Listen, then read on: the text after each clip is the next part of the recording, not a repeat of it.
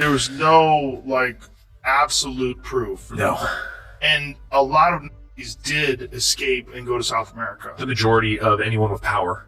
Whoa. Creepy In stuff. recent years, renewed interest in the aftermath of World War II has led to fresh discussions, new research, and even some resurfacing theories about what really happened during that period.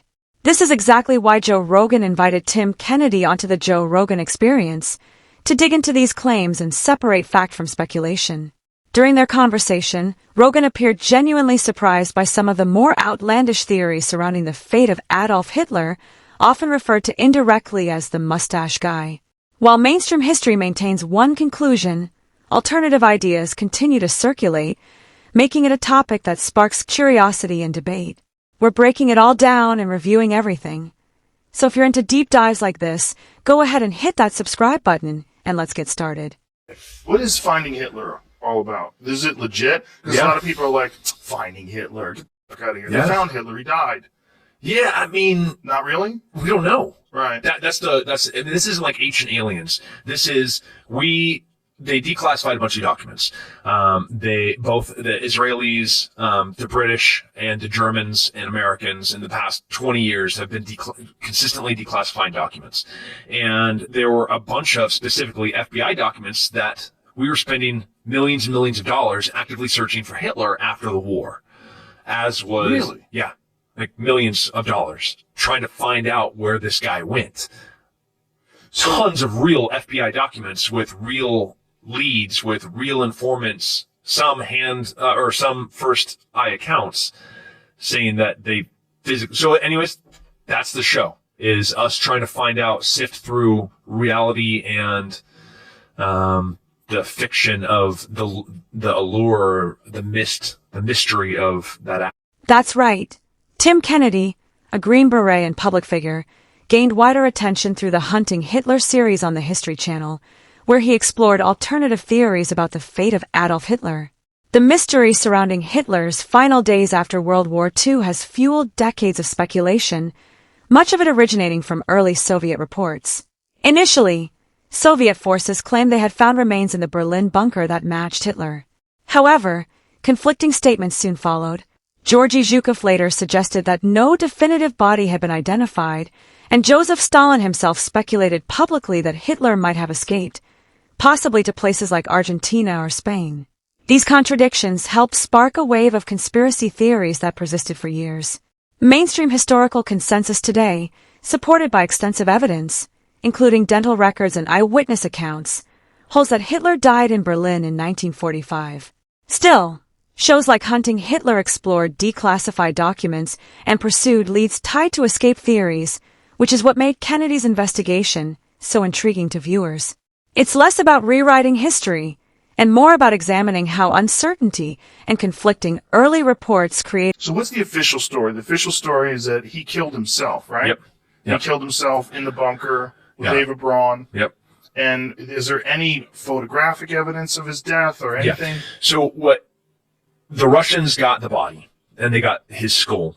And when they brought it back to Moscow, nobody has ever been able to independently verify who and what this body is. They let one genetic test occur, and the body with the bullet holes that they said was Hitler, and have said, and that's the narrative, that's the story, that's all the eyewitness accounts that are even in the vicinity of collaborating with each other, and corroborating each other's testimony.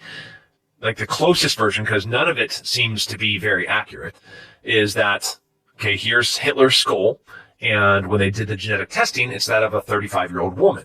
So like, oh, well, this isn't Hitler, but they've said for the past 80 years that this is Hitler. Given its significance, the 2009 findings were highly controversial, as Russian officials had long treated a skull fragment as definitive proof that Adolf Hitler died by suicide in his bunker at the end of World War II, but later forensic analysis suggested the fragment actually belonged to a woman under 40, dramatically shifting the narrative. Despite this, historians still point to other strong evidence, including eyewitness testimony that Hitler and Eva Braun's bodies were burned in the Chancellery Garden, and detailed dental remains that were later analyzed by French specialists and widely considered reliable, Yet the contradiction surrounding the skull fragment continues to raise questions about whose remains it actually was, whether Braun's or someone else's, which is exactly the kind of mystery that Tim Kennedy explored in his investigations, keeping alternative theories alive even as the mainstream conclusion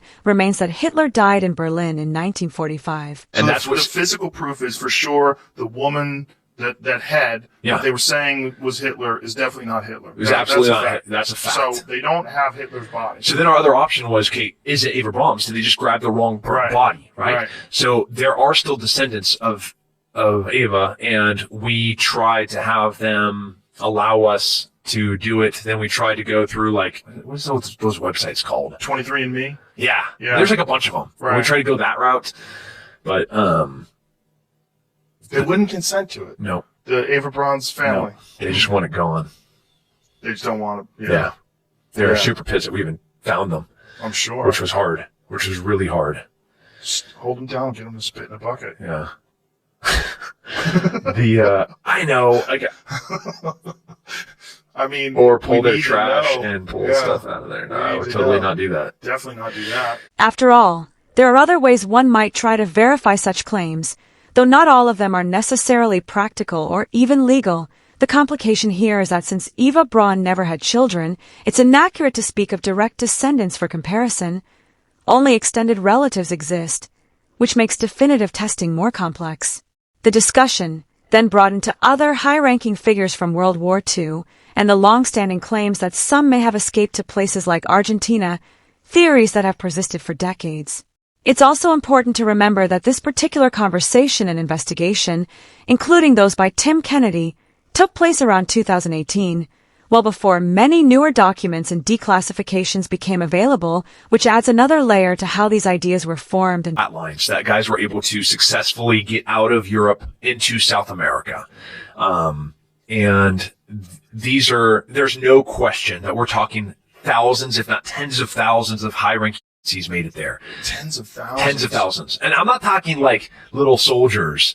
I'm talking high-ranking Nazis. Officers, guys like Joseph Mengele and Adolf Eichmann. I mean, these are the most disgusting, despicable humans to exist at the time. But what you got in South America were isolated German-only communities. You could go into Bariloche, Argentina, and, I'd be like, "Buenos dias, amigos," and they're like, "Guten Morgen?" I'm like, "Oh, yeah, I meant good morning." Yes, later research from both Argentina and Germany has added more context to these claims, especially with the declassification of around 1,800 documents from Argentina's Supreme Court archives detailing how Nazi officials fled Europe after World War II. Figures like Adolf Eichmann and Joseph Mengele, infamously known as the Angel of Death, were among those who escaped to South America using false identities and underground networks. Eichmann's case is particularly well known, as he was eventually tracked down in Argentina by Mossad, Israel's intelligence agency, and secretly taken out of the country to stand trial.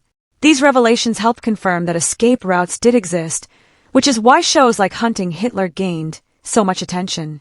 In its later seasons, including the third, Tim Kennedy and his team went deeper into how such individuals were located in the first place, examining intelligence methods, historical records, and on-the-ground investigations, making the series especially compelling for viewers interested in the first two seasons. It was really just unraveling the rumors of what happened to Hitler.